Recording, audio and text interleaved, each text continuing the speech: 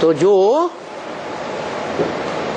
मनुष्य आत्माओं के बीच में परम पार्टधारी आत्मा है, जिसे परमात्मा गीता में कहा गया है, परमात्मा इति उदाहृत, वो आत्मा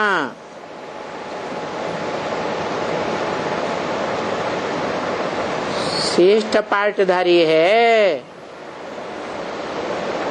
जो दादा लेखराज ब्रह्मा के तन से गीता ज्ञान सुनाया गया। उस गीता ज्ञान के गीत का, कविता का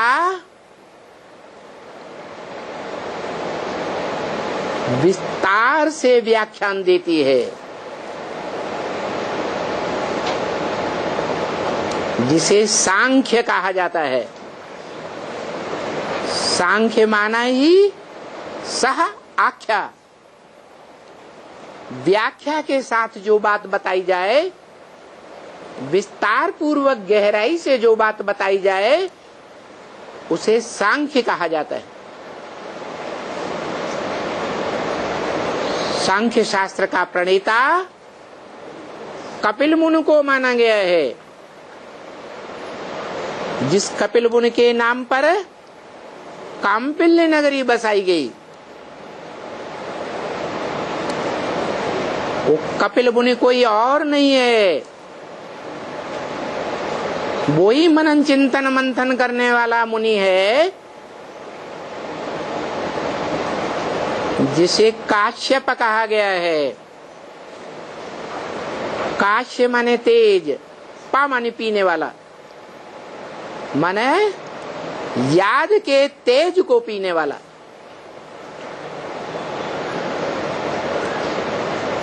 जिस काश्यप के रूप में, मुनि के रूप में, ऋषि के रूप में सारे वेदों शास्त्रों का व्याख्यान दिया गया, व्याख्या बताई गई। वेदों की व्याख्या आरण्यकों में आई है, शतपथ ब्राह्मण आदि में आई है, और ब्राह्मण और आरण्य की व्याख्या उपनिषदों में आई है, और उपनिषदों की व्याख्या पुराणों में आई है। इन सभी शास्त्रों का पहला व्याख्याता, जो बड़े बड़े शास्त्रों का व्याख्याता माना गया है, गीता शास्त्र का बड़े व्याख्याता कौन? जो गीता में लिखा है व्यास प्रसादात। वेदों के बारे में क्या कहा गया? व्यास के नाम से पहले कौन सा शब्द जोड़ा जाता है? वेद व्यास। ऐसे ही पुराणों में सबसे बड़े पुराण का नाम क्या है?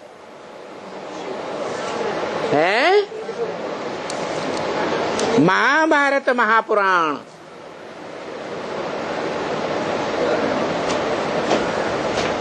पूरा बड़ा हाल भर जाता है एक ही धर्म ग्रंथ से।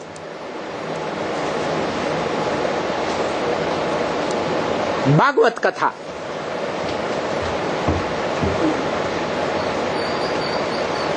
व्यास ने लिखी, वो ही हीरो पाटधारी है जिसके लिए शिव बाप ने ब्रह्मा मुख की वेदवाणी में बोला, शिव बाबा इस सृष्टि पर सदा कायम है।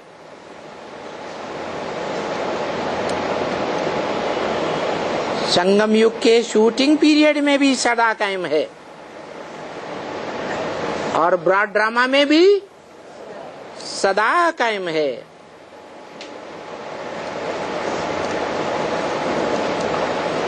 उसी परमात्मा को परम ब्रह्म भी कहा गया है। जो बोला है कि मैं जिस तन में प्रवेश करूंगा उसका नाम ब्रह्मा रखा। ब्रह्मा अव्वल नंबर का है तो परम ब्रह्म है, जिसके लिए शास्त्रों में गायन है, गुरु साक्षात परम ब्रह्म है, तस्मै श्री गुरुवे नमः। न ब्रह्मा न विष्णु न शंकर, किसको नमन करता हूँ? है परम ब्रह्म को नमन करता हूँ। तो वो परम ब्रह्म जिसके मुख से आदि में भी ज्ञान के अकूट भंडारी ने ज्ञान सुनाया था और मध्य में भी सुप्रीम टीचर बन करके ज्ञान की व्याख्या की, गीता ज्ञान की, और अंत में उसी एक आत्मा को माध्यम बनाकर सदगुरु का भी पाठ बजाया। जो बोला बाप, टीचर, सदगुरु तीनों एक ही है या अलग अलग पाठधारी है? एक ही है। उस एक के मुख से निकली हुई बातों को जिन्होंने माना वो 16 कला संपूर्ण 84 जन्म लेने वाली अखंड पाठधारी ऑलराउंड पाठ बजाने वाली बाप समान आत्माएं रुद्रमाला के मण के कही जाती है। जो रुद्र भगवान के बच्चे हैं,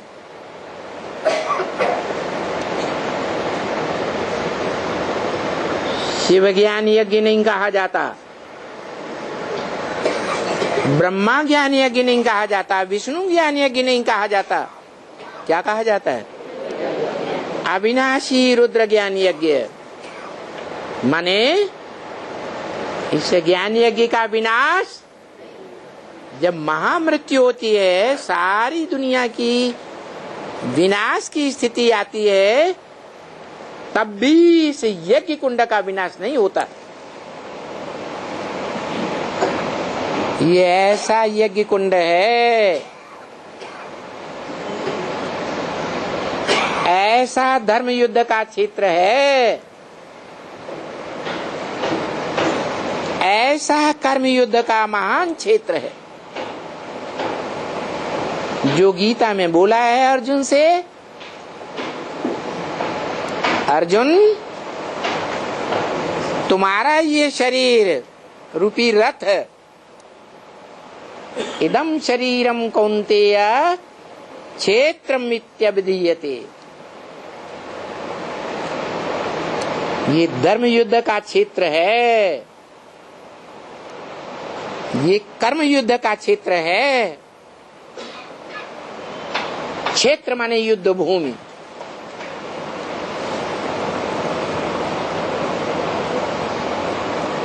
तेरा शरीर रुद्र ज्ञान यज्ञ कुंड के आदि से ही ये यज्ञ कुंड रूपी क्षेत्र तैयार हो जाता है,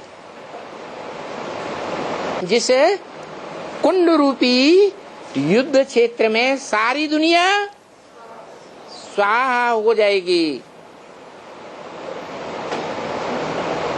लेकिन ये अविनाशी ज्ञान स्वाहा नहीं होगा।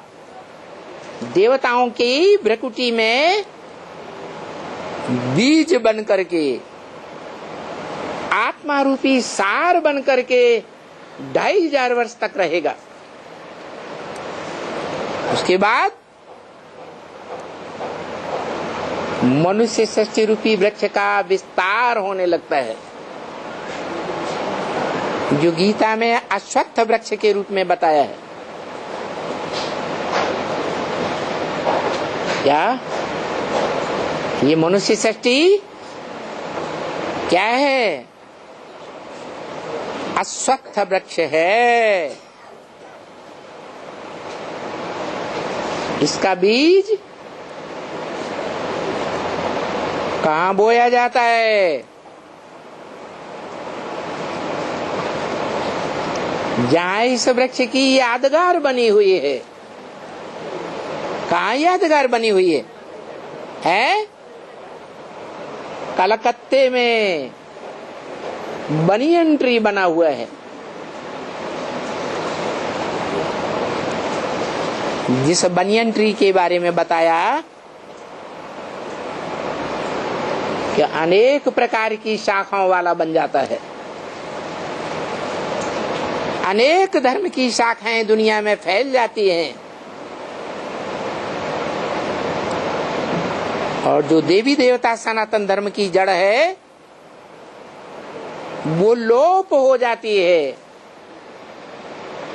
लोप हो जाती है या प्रायः लोप हो जाती है, माने पूरी लोप नहीं होती। अगर अच्छी तरह से शोध की जाए तो आज भी भारतवर्ष में ऐसे परिवार मिलेंगे जिन परिवारों का एक मुखिया राजा के समान होता है। पूरे परिवार में एक का राज्य चलता है, एक की बताई हुई धर्म की धारणाएं चलती हैं, पूरा परिवार एक भाषा बोलता है, एक मत चलता है, एक ही कुल चलता है। परिवार का एक बांधी अगर जनता पार्टी को वोट देगा तो पूरा परिवार एक ही पार्टी को वोट देगा, और मुखिया की मत पर देगा। कोई टूट के अलग अलग नहीं हो सकता। तो प्रायः लोप है, पूरा लोप नहीं है। धर्म माना धर्म की धारणाएं अभी भी हैं। वो बनियन ट्री की वो मूल जड़ है। अगर उसी स्थान पर खुदाई की जाए तो गहराई में वो जड़ा अभी भी मिलेगी।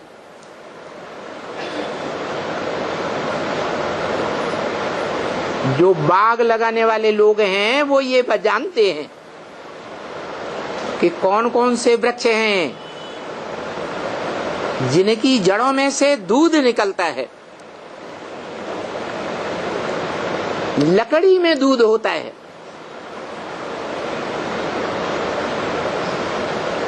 उस लकड़ी की गोल फाउंडेशन बनाते हैं और कुएं में नीचे डालते हैं पाताल में। इसीलिए डालते हैं कि वो लकड़ी कभी भी पानी में सड़ेगी नहीं। ऐसा फाउंडेशन है।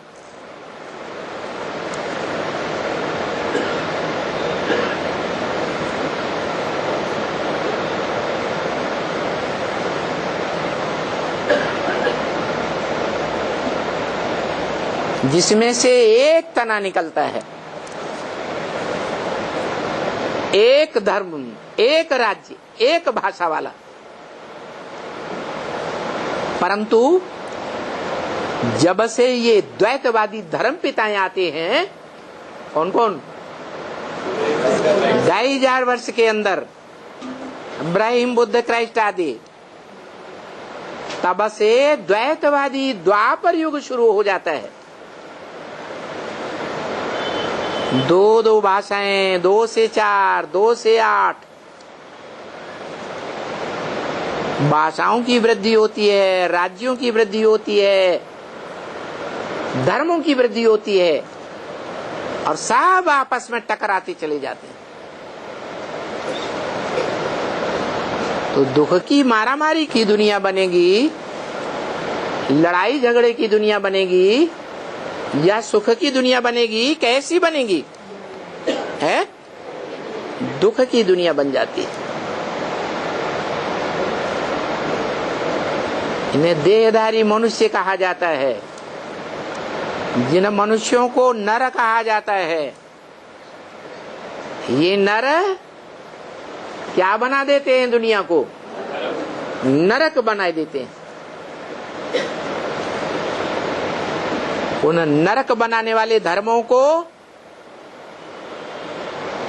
भारतवासियों ने फॉलो किया है।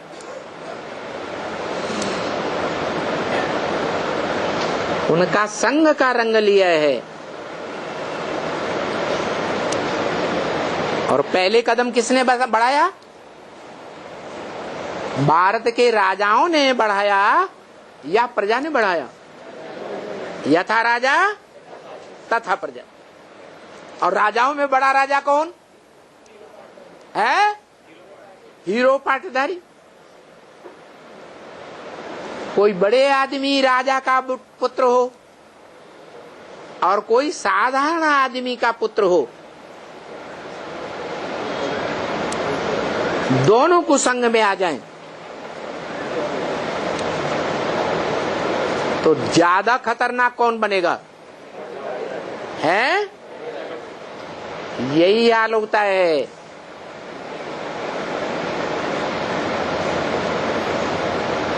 ये भारत और ये भारतवासी, ये सब आत्माएं मात्र देश की हैं, क्योंकि इनका मुखिया परम ब्रह्म, बड़ा ब्रह्मा, छोटी अम्मा है या बड़े ते बड़ी अम्मा? बड़े ते बड़ी अम्मा कही जाती है। माताएं सुनी सुनाई बातों पर ज्यादा चलती हैं या पिताएं ज्यादा चलते हैं? भारतवासियों ने सुनी सुनाई बातों पर दुर्गति पाई है।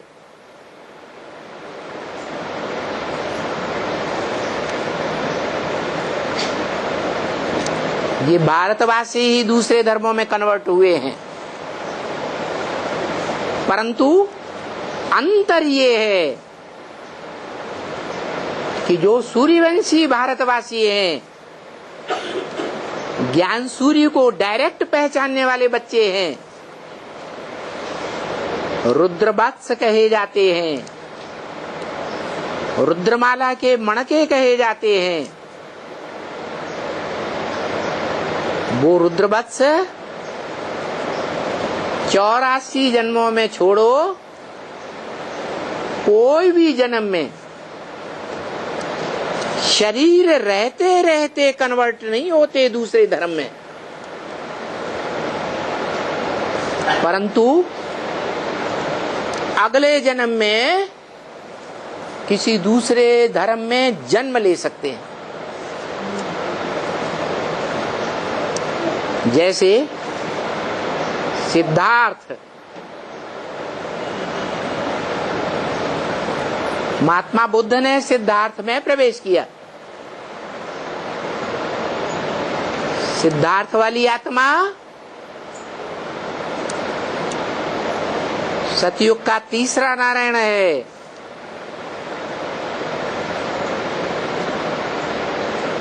जिसमें इब्राहिम के बाद आने वाली आत्मा महात्मा बुद्ध प्रवेश करता है, आधीन कर लेता है, क्योंकि वो आत्मा संगम युग में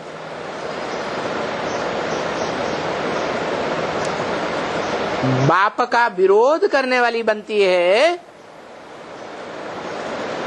या सहयोगी बनती है? क्यों विरोधी बनती है? बाप को पहचानती है या पहचान पहचान कर भूल जाती है? हैं? कारण क्या हुआ? ज्ञान की कमी। ज्ञान को गहराई से पकड़ती नहीं है। ज्ञान की कमी रहने से खंडित योगी बन जाती है।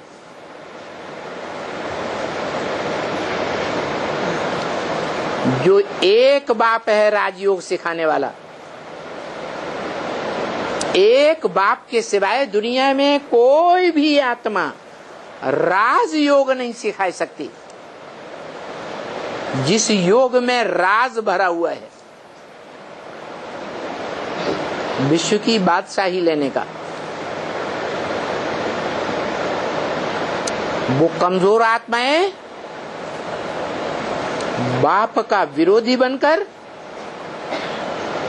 जो योगी ईश्वर है प्रैक्टिकल में, उसका विरोधी बनकर कमजोर बन जाती है या पावरफुल बन जाती है? कमजोर बन जाती है। इसलिए द्वापर के आदि में ही कन्वर्ट हो जाती है, क्योंकि उन्होंने पूरा ज्ञान नहीं लिया, पूरी व्याख्या को गहराई तक समझने की चेष्टा नहीं की। और संगम युग में ही अलग अलग प्रकार की पार्टियां बना करके विरोध कर लेती हैं।